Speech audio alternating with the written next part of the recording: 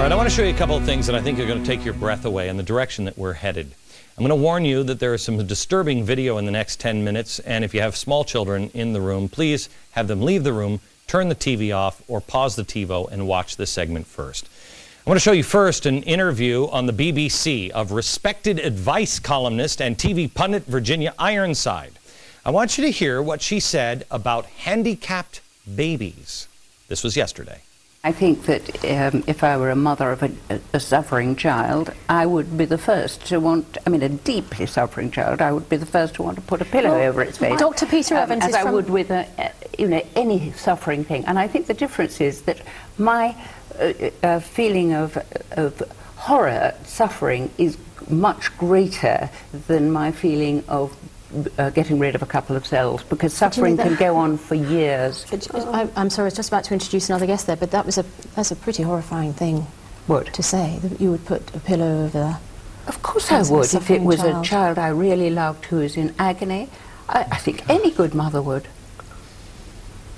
That's going to cause some shock amongst people watching. I don't know any mother who wouldn't say that if there was nothing else that could be done, and it was just not true. Do you think that mothers would agree with you? I think a lot would. Maybe not any, but a lot. She'd be the first to put a pillow over the face of her baby if she was suffering and smother a handicapped child. Then she referred to killing a human baby as getting rid of a couple of cells. Who are these people? And you don't have to go overseas to find them. We are growing new ones at an alarming rate. Peter Singer, he is the DeCamp Professor of Bioethics at Princeton University. He has proposed that parents who are not happy with their newborns, perhaps because they're disabled, but you can do it for any reason, should have the legal right to kill their babies up to 28 days after birth. He even goes on to suggest that there is nothing morally wrong with killing even older babies before the point at which they become self-aware, which is usually around 2. We're teaching this. These are the same people. This is the same beginning of the same trail that led to trouble and awful things in China and Russia and Germany. People that said it was humane to put people out of their misery in their arrogance. Notice that it was Ms. Ironside that wasn't even aware that she said something, as the host put it, what was it, pretty horrifying? Listen again. I was just about to introduce another guest there, but that's a pretty horrifying thing to say, that you would put a pillow over there. Of course I would, if it was a child I really loved who is in agony. I think any good mother would. This woman isn't even apologetic. Who is she? Well, in addition to being a columnist and pundit, she's also was the secretary to Dame Shirley Williams, who is working for the far left-wing group, the Fabian Society. What's the Fabian Society? Well, it's a socialist group in Britain. We've shown you and talked about the Fabian socialists before. People like George Bernard Shaw. Remember, he supported eugenics and in killing members of society who are not deemed productive enough. So you know the Fabian Society is the English version of our Progressive Party in America. It is the same root of a rotted tree. Just like Hillary Clinton said, she's an early 20th century progressive. Same people. Another progressive video that will quite frankly shock you, as it should, when we come back. This morning when I got up, I checked theblaze.com, which is a news and opinion website from me, and I saw that video, and it is available, the video I just showed you about the lady at the BBC. That happened yesterday in Great Britain, and I want you to send that to every friend you have. You go on theblaze.com and get that video and send it to everybody. Wake your neighbors up. But there was also on the page, and they still are there, some videos that I'm going to show you next. Again, watch your children, watch this before your children see it themselves. If I wanted to make a video showing what the progressives really are, show their real maniacal face, and show that when it comes to the earth, they're eco-fascists, I would make a commercial a lot like the one I'm about to show you, but I didn't make it. The eco-fascists did. in their arrogance. And they didn't have a problem with it, at least until people saw it, and then they went, why? Why do people have a problem with this? Again, extremely disturbing and graphic. Here it is, ran in England. Watch. Right, kids, just before you go, there's a brilliant idea in the air that I'd like to run by you. Now, it's called 10-10.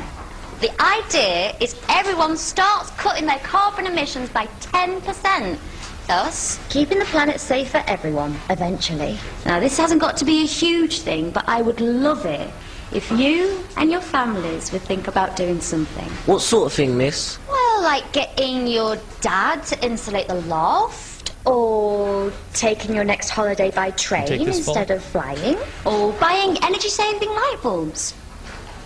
We're thinking of using our car less. I'm going to cycle to school. That's fantastic, Jemima. Now, no pressure at all, but it'd be great to get a sense of how many of you might do this, just a rough percentage. That's fantastic! And those not? Philip and Tracy. That's fine, that's absolutely fine. Your own choice. Okay, class, thank you so much for today, and I will see you all tomorrow. Oh, just before you go, I just need to press this little button here. Now, everybody, please remember to read chapters 5 and 6 on volcanoes and glaciation. Except for Philip and Tracy, of course.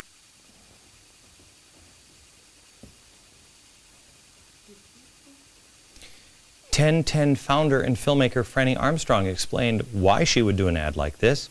She said, because we have about 4 years to stabilize global emissions, anywhere near doing that. All of our lives are at threat, and if that's not worth jumping up and down about, I don't know what is. Is that a nudge, or is that the beginning of a shove? You're going to have to decide. There's more to this ad, and it's disturbing connections here at home. Again, I want you to share that ad. They tried everything they could to scrub that from the internet. We got our hands on it, and it's at theblaze.com. There's 3 other ads like it. Send it to everyone you know. More disturbing connections from that ad over in Great Britain here, and I'll show those to you next.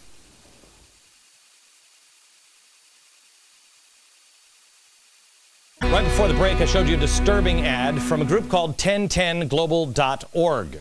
But we went to this website, and we looked for their partners. Who's partnering? We tried to do some investigation here, and we found this one. It's 350.org.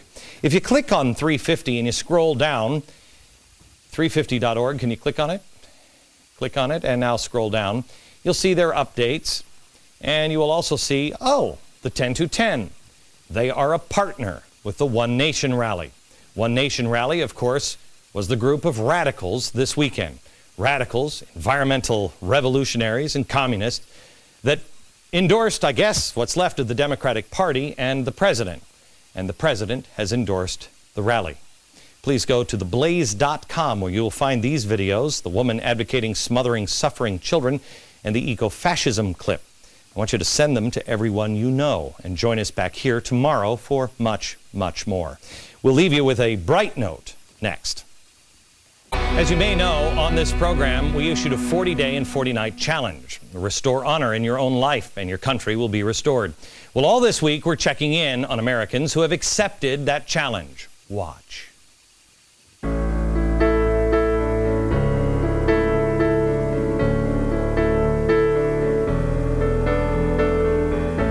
I gave a 40-day challenge on the air 40 days ago today. I asked you to do 3 things: faith, hope, and charity in your own life. My name is Ryan Whitman. I'm a junior at the University of Wisconsin-Milwaukee. I'm Karen Honeycutt. I'm a 41-year-old mother and grandmother from Owenton, Kentucky.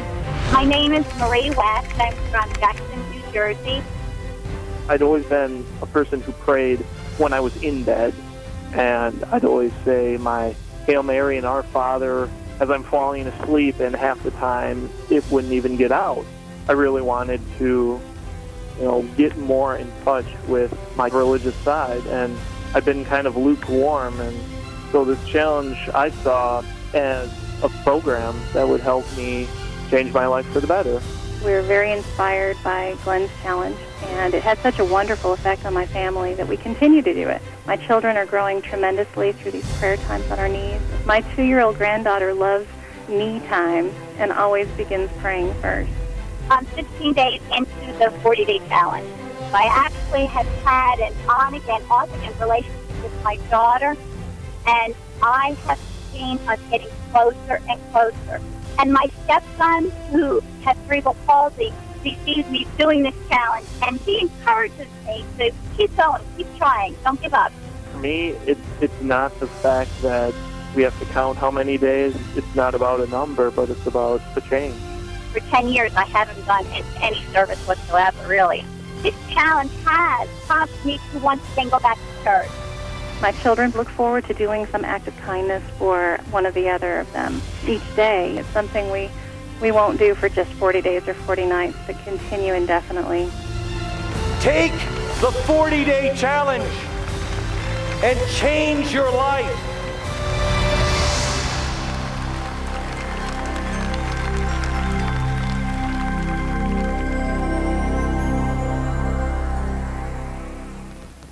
America, I know this will change your life. I know it will change the direction of the country. On Friday, 40 days and 40 nights since 8/28, we're going to talk to an audience full of people who have accepted the challenge and say it's changing their life. See the life-changing documentary as well. On 8/28, you can find that. It is amazing. On Insider Extreme at glennbeck.com. Sign up, glennbeck.com now. We'll see you tomorrow. Don't miss it. From New York, good night, America.